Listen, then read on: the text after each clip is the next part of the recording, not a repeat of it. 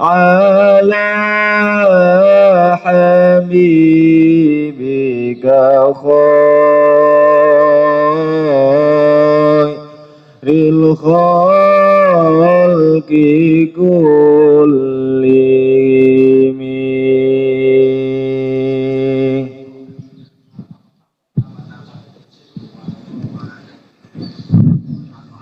Bismillahirrahmanirrahim. Assalamualaikum warahmatullahi wabarakatuh.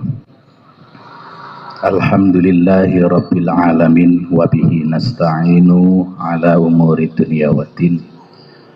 Wassalatu wassalamu ala asyrafil anbiya'i wal mursalin sayyidina wa habibina wa maulana Muhammadin sallallahu alaihi wasallam wa ala alihi wa ashabihi ajma'in. Rabbi syrah li sadri wa yassir li amri wahlul 'uqdatam min lisani yafqahu qawli. Rabbi zidni ilma warzuqni fahma. Subhanaka la ilma lana illa ma 'allamtana innaka antal alimul hakim. Rabbana atina fid dunya hasanah wa fil akhirati hasanah wa qina adzabannar. Walhamdulillahi rabbil alamin.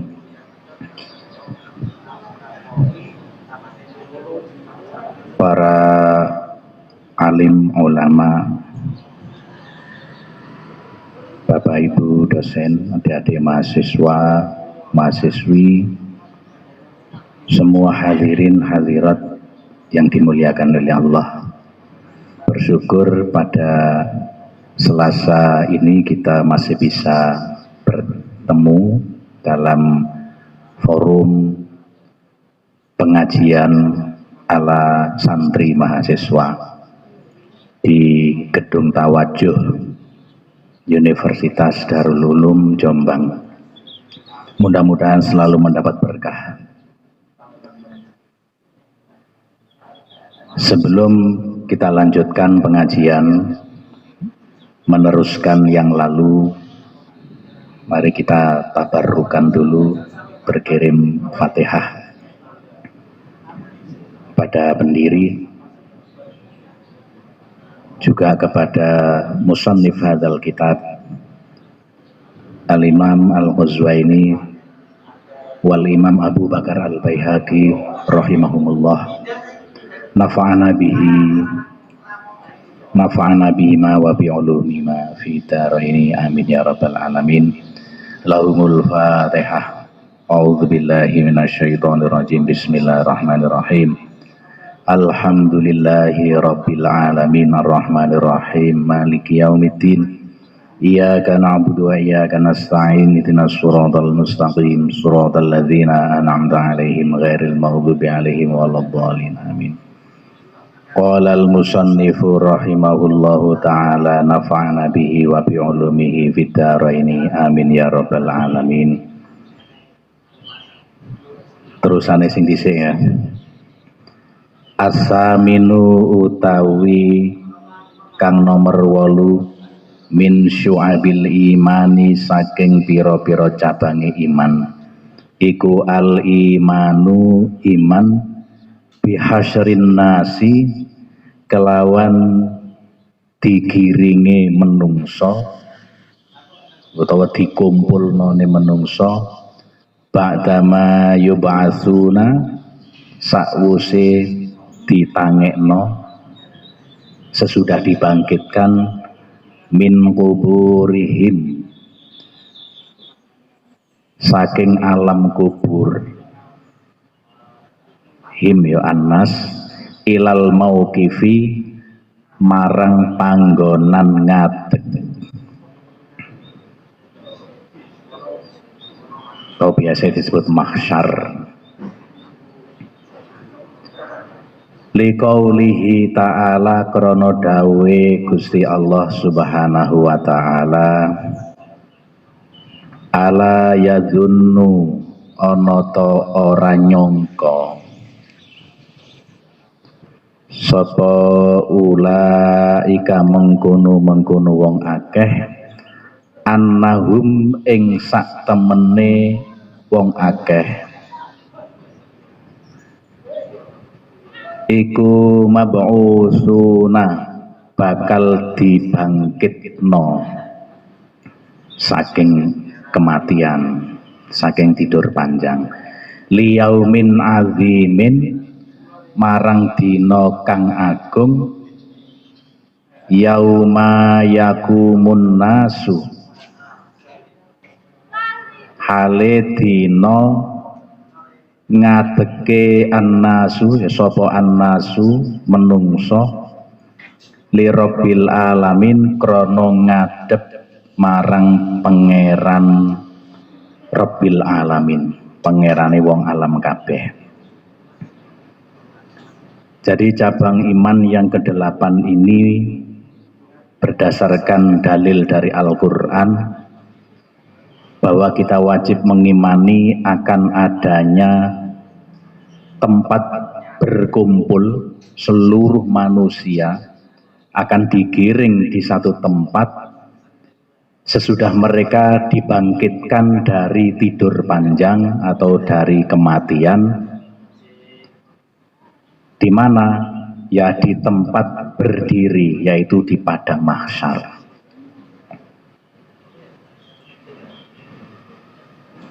Mungkin yang kemarin sudah pernah saya sampaikan, ketika umatnya Nabi Ibrahim ini belum yakin bahwa Allah Tuhan bisa membangkitkan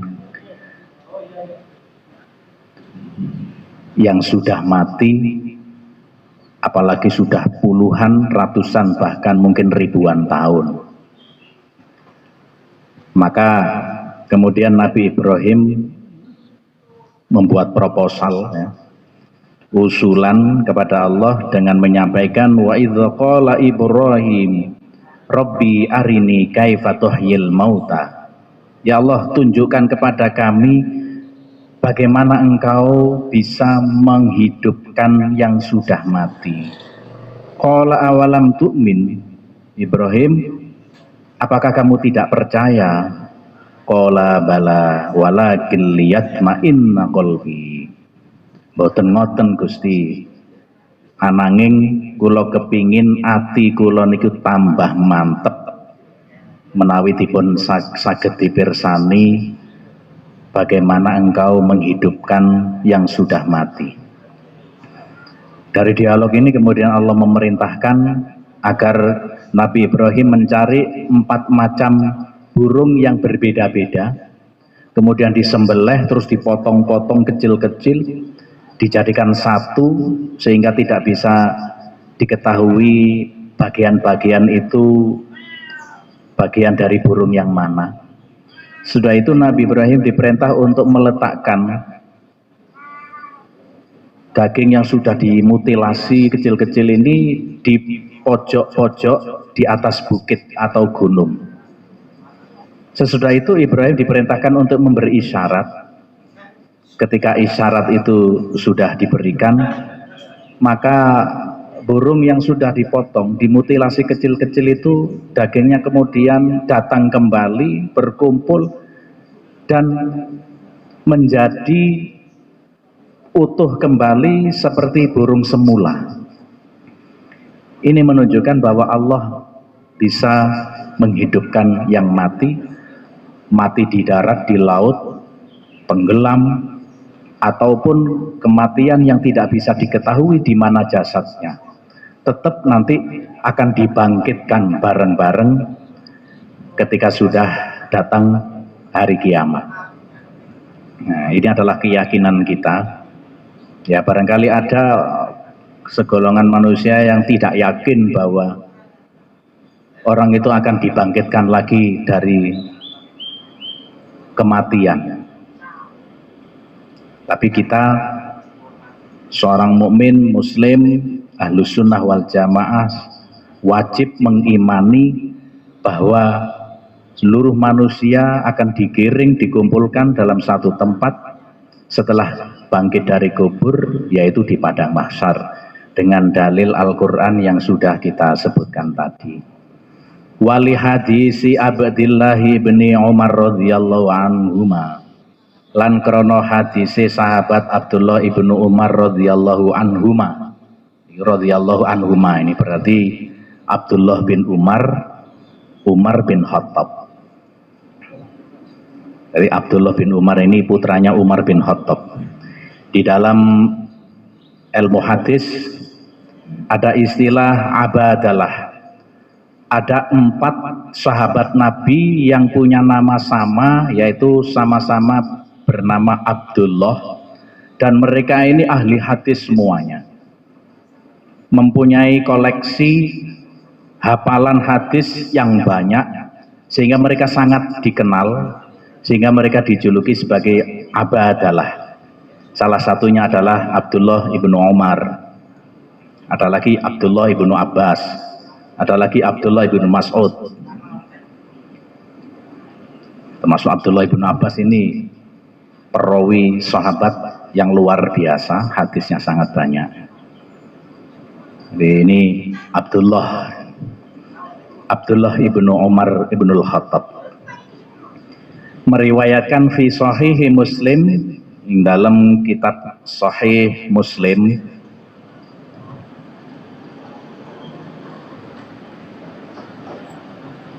Rasulullah bersabda, yakumun nasu, yakumu tangi bangkit sapa annasu menungso li rabbil alamin krana ngadep marang pangeran wong alam kabeh, hatta yaghiba sahengga ilang. Nek diarani ilang iku mergo kelep niki nggih. Maksude ilang niku kelelep. Sapa ahaduhum salah sijine wong akeh fi rashihi ing dalem kringete ahad, ila ansofi udunaihi sampai tumekane tengahe kuping lorone ahad. Maksudnya nopo? Hadis ini memberikan penjelasan bahwa ketika di padang mahsyar nanti mereka akan dikumpulkan dan akan menghadap kepada Tuhannya untuk memberikan pertanggungjawaban selama hidup di muka bumi ini. Ada yang menyebut satu persatu ditanya oleh Allah, tapi ada riwayat yang mengatakan Allah hanya menanya kepada orang-orang mukmin saja, sementara yang non mukmin diserahkan kepada malaikat.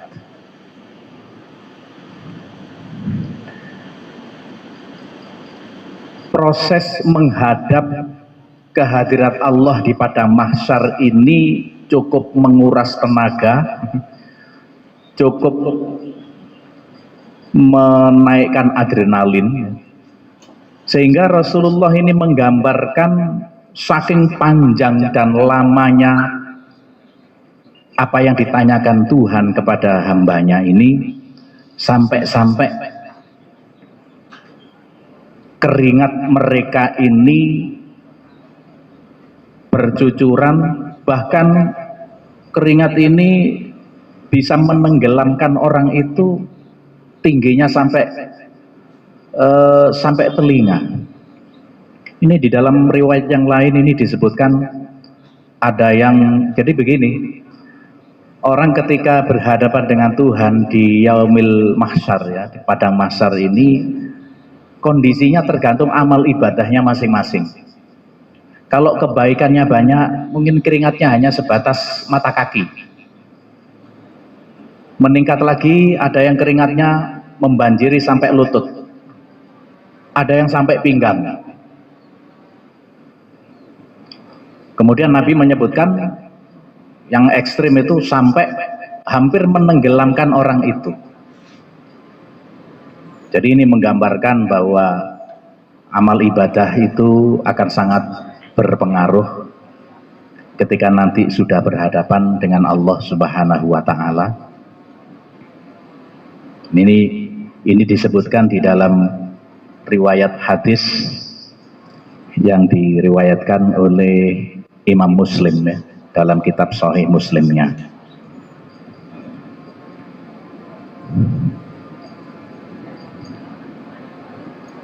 Jadi yaqumun nasu li rabbil alamin hatta yaghiba ahaduhum fi rashihi ila ansofi udunaihi.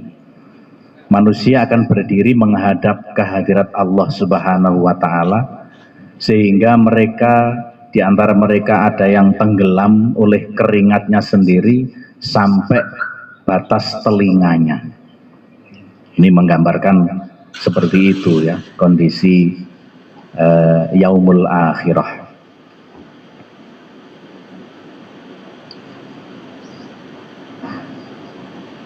Ya, disebutkan lagi di dalam hadis riwayat Imam Al-Bukhari bahwa nanti tidak ada satupun di kalangan manusia ini yang tidak akan diajak bicara oleh Allah, dan ketika Allah mengajak bicara menanyakan hambanya ini tidak ada penghalang dan tidak ada penterjemahnya.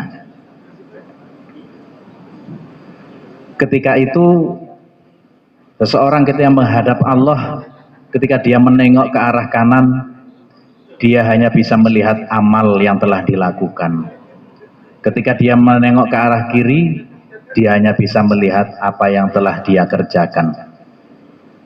Ketika dia melihat ke arah depan, tidak ada kelihatan apa-apa di sana, melainkan yang terlihat adalah neraka Allah Ta'ala. Dalam sebuah hadis dikatakan, oleh karena itu, katanya Rasulullah Sallallahu Alaihi Wasallam, fattakun nar walau bisyikki tamrotin. Jadi kita ini diberikan warning oleh Rasulullah ya dengan cerita tentang yaumul mahsyar itu, takutlah akan siksa neraka walau bisyikki tamrotin, meskipun hanya dengan sesobek buah kurma. Maksudnya bersedekahlah untuk melindungi diri kita dari siksa api neraka, walaupun sedekah itu kelihatannya sepele, yaitu kurma dibelah jadi dua, disedekahkan separuhnya. Oleh karena itu ada hadis yang menyebutkan as-shadaqatu tadfa'ul bala. Jadi bersedekah itu bisa menolak bencana. Nah, begitu ya. Di samping itu Allah pun akan mengganti sedekah amal jariah kita bahkan berlipat-lipat, sebagaimana diceritakan di dalam kisah Isra Mi'raj ya, kitab Dardir. Diumpamakan orang yang jihad fisabilillah, mau mendemarkan hartanya, tenaganya, pikirannya untuk kepentingan agama, digambarkan seperti orang yang sedang memanen. Ketika memanen belum selesai, di belakangnya ini sudah muncul lagi buahnya, dipanen lagi, belum selesai panen, berbuah lagi, begitu seterusnya. Ini menggambarkan ganjaran orang beramal jariah itu selalu mengalir terus-menerus tanpa henti. Ini ya, ini mumpung masih suasana Isra Mi'raj. Kalau kita mendengarkan kisah Isra Mi'raj itu kan seperti itu. Banyak perumpamaan-perumpamaan gitu ya. Ada kuburan yang baunya wangi, itu kuburannya siapa? Masyitatu binti Fir'aun, tukang sisirnya putrinya Raja Fir'aun. Ketika menyisiri anaknya, sisirnya ini jatuh.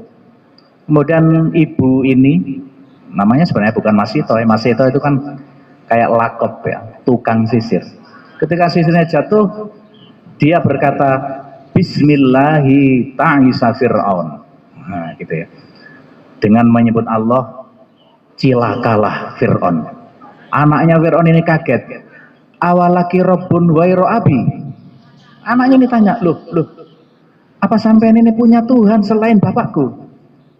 Dijawab, na'am, Allahu Rabbi wa Rabbuk. Iya, Tuhanku adalah Allah dan Tuhanmu juga. Maka anaknya ini nggak terima, diadukan ke bapaknya kan gitu ya. Akhirnya singkat cerita dihukum dengan cara diapakan itu? dibakar ya, dimasukkan gendrong besar gitu. Punya anak 2 ini ya, suaminya dulu, ya laki-laki dulu ya. Kemudian anaknya yang besar. Ketika anaknya yang masih kecil ini masih tuh ragu, ini saya mau lompat apa enggak, ini kok nggak tega. Ternyata anak yang kecil ini terus bicara. Ya ummi, la tatako asi fa innaki alal haq. Wah ibu, jangan mundur, jangan ragu. Engkau ini ada di jalan yang benar. Ketika Masito itu mendengar anaknya yang masih nyusu ini bicara begitu, Masito kemudian tidak ragu-ragu menyeburkan diri dalam kuali itu. Yang sebelumnya dia sudah berpesan agar nanti saya sekeluarga dimakamkan di tempat yang sama, disapikan satu liang lahat. Ketika Rasulullah Isra Mi'raj itu lewat, Rasulullah mencium bau yang sangat harum. Mahadaya Jibril, ini apa ini bau harum ini? Katanya Jibril, hadza qabru Masitoh, ini adalah kuburannya Siti Masitoh. Sampai Rasulullah ketika sampai Baitul Maqdis, Rasulullah atas izin Allah, para nabi dan para rasul pendahulunya ini dikumpulkan. Di dalam kitab Jadir ini diceritakan begitu ya, dikumpulkan, kemudian digelar sholat berjamaah. Ketika sudah qomat, ini para nabi, para rasul ini podo tolah-tolah, ini sopo imami. Maka Jibril kemudian menuntun Rasulullah ke depan untuk menjadi imam. Ini adalah merupakan simbol bahwa Muhammad adalah imamul anbiya'i wal mursalin. Kanjeng Nabi Muhammad itu adalah pemimpinnya para nabi, para rasul. Kelak di hari kiamat ketika tidak ada nabi yang mampu memberi syafaat, maka Rasulullah akan tampil yang bisa memberikan syafaatnya kepada umatnya. Gitu ya. Lah, ini ada cerita di kitab Dardir itu, ketika habis sholat berjamaah, ata Jibril bi ina'in min laban wa ina'in min khamr. Malaikat Jibril menyodorkan 2 gelas kepada Kanjeng Nabi, yang satu berisi air susu berwarna putih, yang satu berisi khamr. Fasyaribal labana, kemudian Nabi meminum gelas yang berisi susu. Katanya Jibril, ihtartal fitrah, wahai Muhammad, engkau telah memilih fitrah. Fitrah itu kalau di dalam kitab itu dijelaskan Islam. Engkau telah memilih agama Islam. Lau syaribtal khamra laghawat ummatuka wa ittaba'aka wa ma ittaba'aka illa qalilun minhum. Andaikan engkau meminum gelas yang berisi khamr, maka umatmu nanti bakal banyak yang menyeleweng dari ajaran agamamu, dan hanya sedikit saja yang mau taat dan patuh kepada ajaran Islam. Untung ya Rasulullah ini nggak milih khamr ya, nggak milih aja sudah banyak yang mabuk ya. Apalagi kemarin dilegalkan tapi nggak jadi karena diprotes ya. Diprotes NU, diprotes Muhammadiyah, diprotes MUI, begitu. Itu memang ekstra parlementer namanya ya, kontrol dari masyarakat. Jadi ketika ada persoalan yang nampaknya setelah dikaji madorotnya lebih besar dari manfaatnya, maka kita harus bersuara. Alhamdulillah legalisasi miras kayaknya tidak jadi ya. Ya ini kisah sekilas lewat tentang Isra Mi'raj. Jadi cabang iman tentang bagaimana manusia dikumpulkan kemudian berhadapan dengan Tuhannya one by one ya, satu persatu, sampai saking lama dan saking repotnya itu sampai keringat mereka itu hampir menenggelamkan mereka.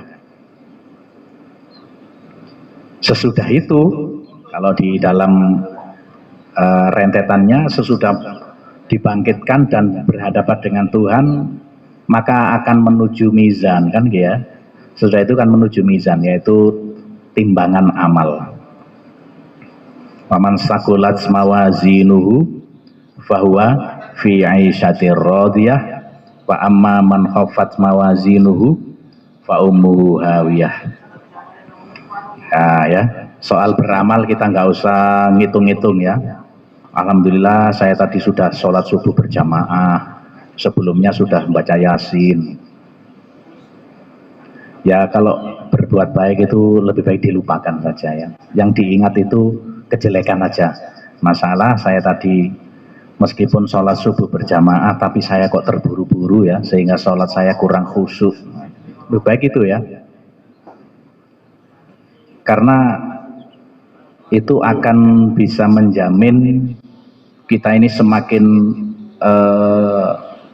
militan menjadi orang muslim. Karena kita merasa masih kurang, banyak kekurangan, harus disempurnakan. Kalau kita menghitung yang baik, kita akan puas. Tadi sudah jamaah subuh, nanti zuhur nggak usah lah. Kan subuh, sholat jamaah paling top.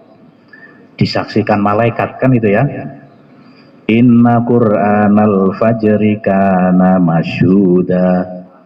Sholat subuh itu sholat yang disaksikan oleh malaikat. Saya pernah baca tafsirnya itu, ketika subuh itu malaikat yang shift ya, jaga siang dan jaga malam itu bertemu di situ, di tempat-tempat sholat jamaah subuh.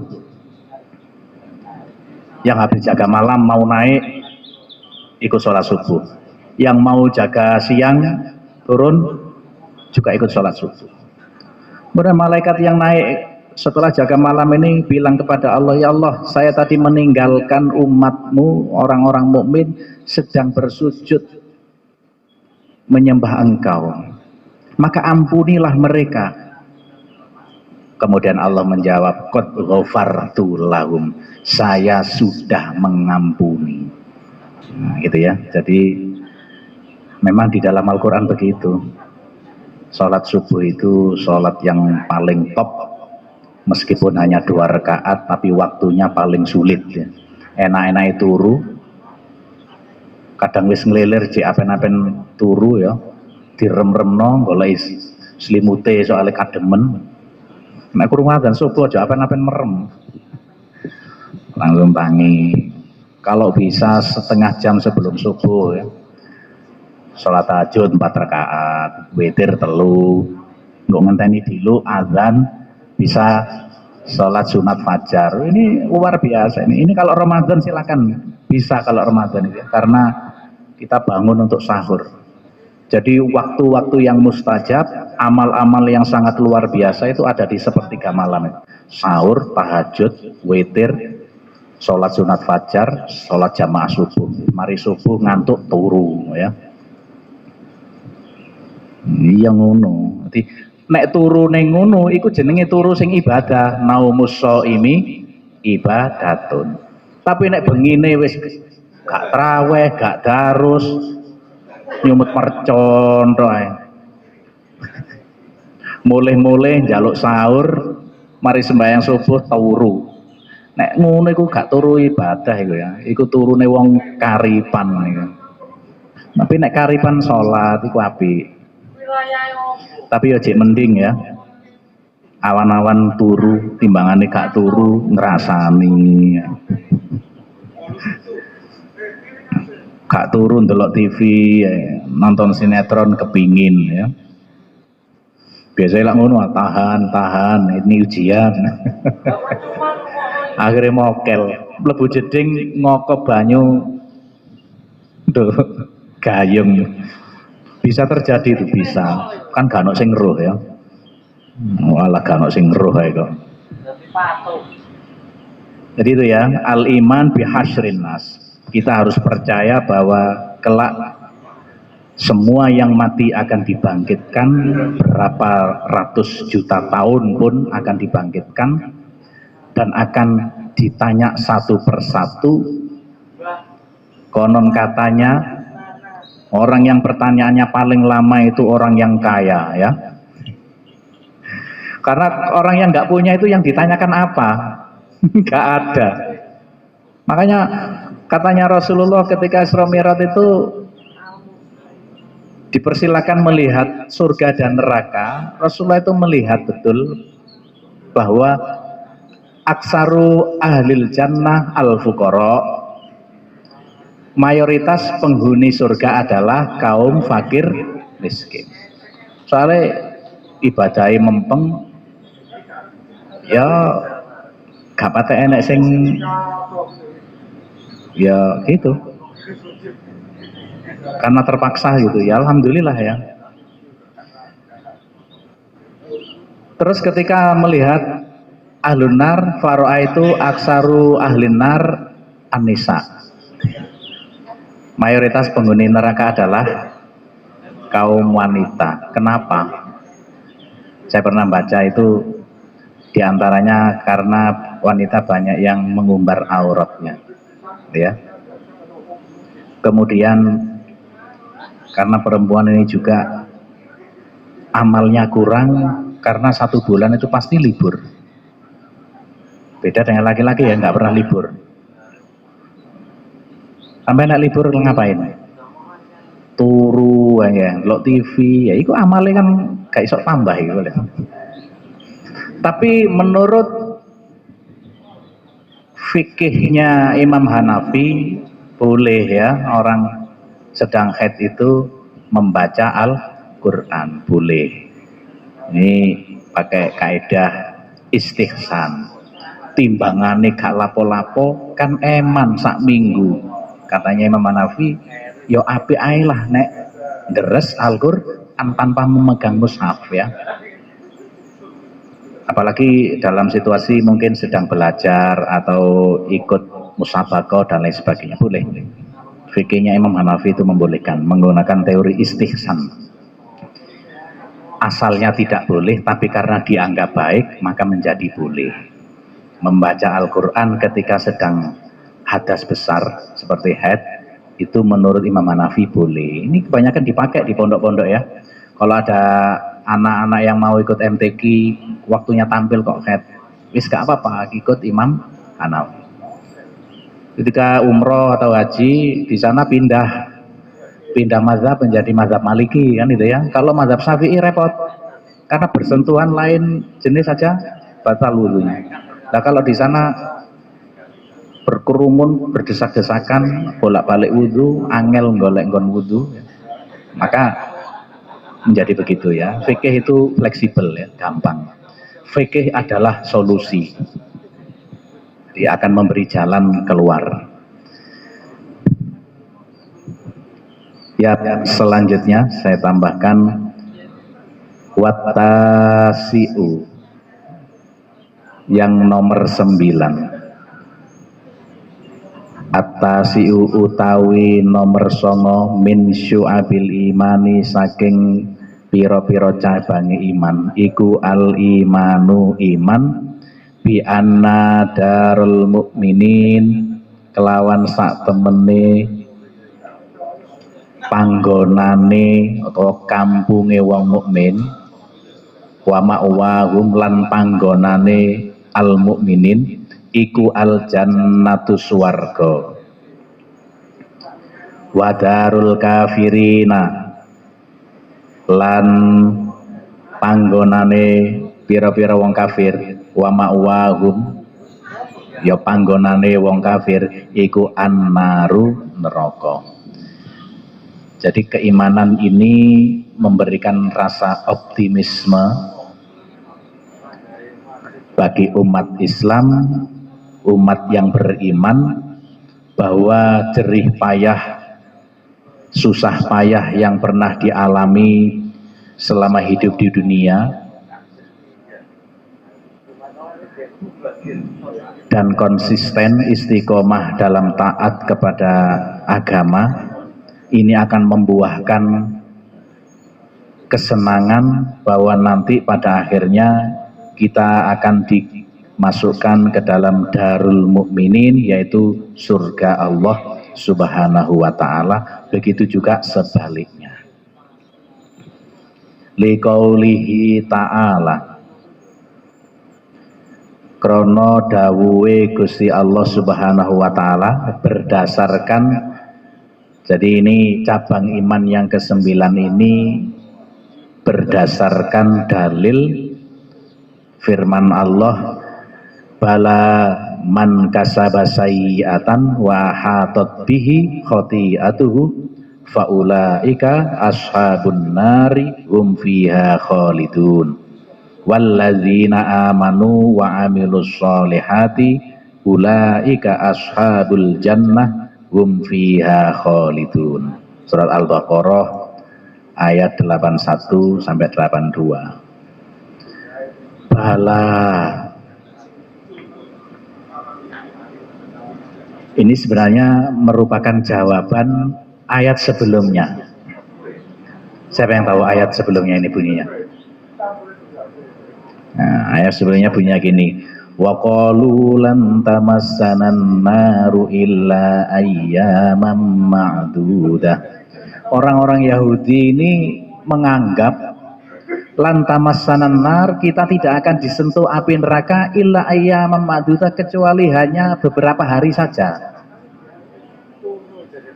Wis engko ndok neraka iku mek dilu, hanya orang Yahudi. Maka dijawab oleh Allah, bala, tidak demikian yang benar. Bala ya, tidak demikian. Nggih, sing bener apa? Man kasaba, man utawi sapa wonge kasaba iku berbuat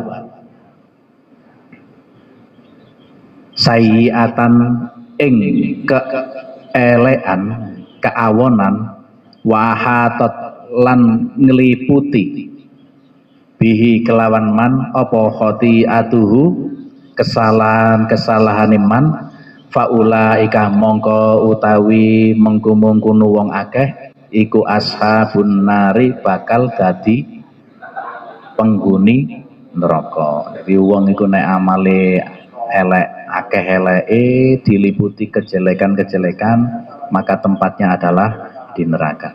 Hum fiha khalidun, hum utawi wong akeh fiha ing dalem anar neraka iku khaliduna, kekal sak lawas-lawase. Ini berlaku orang kafir, orang munafik, orang Yahudi, Nasrani dan lain sebagainya. Walladzina amanu, walladzina lan pira-pira wong akeh amanu kang padha iman sapa alladzina, wa amilu lan padha beramal sapa alladzina as-solihati ing kesaenan-kesaenan, ulaika mongko utawi mengkono-mengkono wong akeh iku ashabul jannah, dadi penghunine swarga, hum utawi ulaika alladzina ya, hum alladzina amanu fiha ing dalem swarga iku khaliduna, kekal abadi. Surat Al-Baqarah. Jadi ini ayat ini menjelaskan bahwa ketika di dunia yang ditanam itu keburukan, selalu diliputi dengan keburukan, kejahatan, maka orang-orang seperti ini akan menjadi ashabun nar hum fiha khalidun. Ini namanya darul kafirin ya. Kemudian walladzina amanu, orang-orang yang mau beriman dan beramal soleh. Iman dan amal soleh ini satu paketnya. Iman tok tapi gak gelem beramal soleh tidak bisa sempurna. Amale soleh tapi gak didasari iman juga tidak sempurna. Jadi iman wa amilus solehat, banyak ini ayat-ayat di dalam Al-Quran ini memasangkan antara iman dan amal soleh. Orang-orang seperti ini akan menjadi ashabul jannah, penghuni surga. Hum fiha khalidun, di dalam surga akan menghuni selama-lamanya. Wali hadisi lan krono hadisi Ibni Umar radhiyallahu anhu. Ibni Umar itu siapa? Ya tadi Abdullah Ibnu Umar sama. Ini tadi yang pertama hadisnya disebut nama Abdullah, kalau ini hanya Ibnu Umar radhiyallahu anhuma.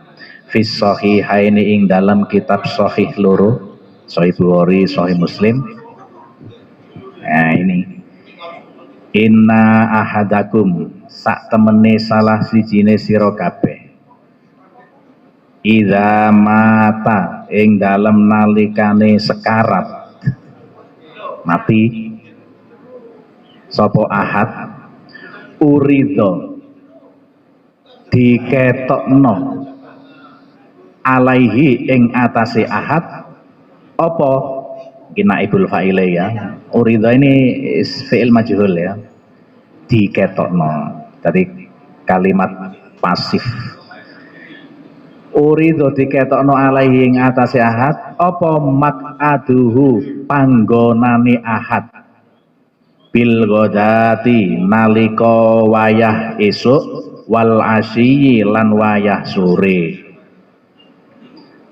Orang itu kalau sudah mati di dalam kuburan, rumah idaman yang terakhir ya,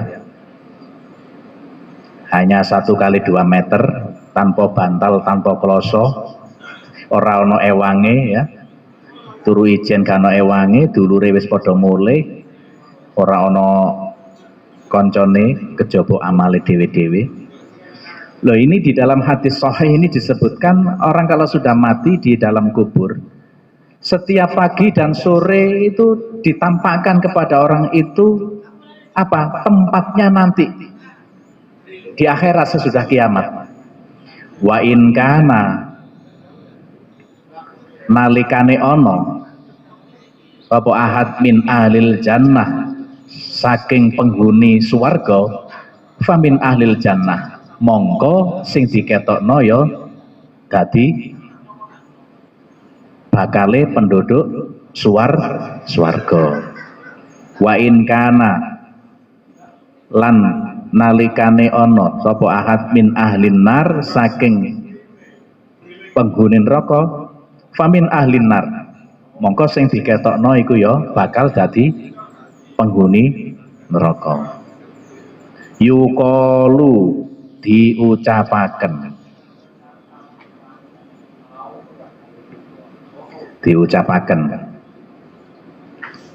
dikandani hadza maq'aduka, hadza utawi iki iku maq'aduka panggonanmu, hatta yab'asa ka sehingga bangkitno ka ing sira sapa Allahu Gusti Allah taala ilaihi marang tempatmu yaumal qiyamati ing dalem dina kiamat. Jadi orang kalau sudah mati di dalam kuburnya itu tiap pagi dan sore diperlihatkan oleh Allah. Ada yang bilang itu kuburannya itu akan diberi kayak saluran gitu ya, menuju tempat yang akan dia tempati nanti. Kalau calon penghuni surga maka akan dinampakkan kenikmatan surga itu lewat lubang itu. Sebaliknya gitu kalau calon penghuni neraka. Ini berdasarkan hadis Rasulullah SAW di dalam kitab Sahih Bukhari dan Sahih Muslim.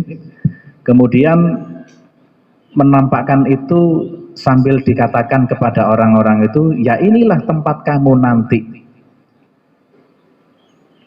Sampai kamu nanti dibangkitkan oleh Allah Subhanahu wa Ta'ala pada waktu digelarnya hari kiamat. Nah, saya kira inilah sendi-sendi ajaran akidah Ahlus Sunnah wal Jamaah ya. Intinya bahwa kita yakin Allah itu Maha Kuasa yang mematikan dan yang menghidupkan, bisa merangkum kembali orang-orang yang sudah mati meskipun itu lamanya sudah puluhan, ratusan, bahkan jutaan tahun. Setelah dibangkitkan akan ditanya satu persatu, dan yang baik pada akhirnya akan menghuni surga, yang tidak baik pada akhirnya akan digiring menuju api neraka. Na'udzubillahi min dzalik. Saudara-saudara kalian, saya kira ini saja pengajian siang ini. Kitab Syu'abul Iman sedikit mudah-mudahan bisa dipahami dan bermanfaat bagi kita semuanya. Amin ya rabbal alamin. Wallahul muwaffiq ila aqwamit thoriq. Wassalamualaikum warahmatullahi wabarakatuh.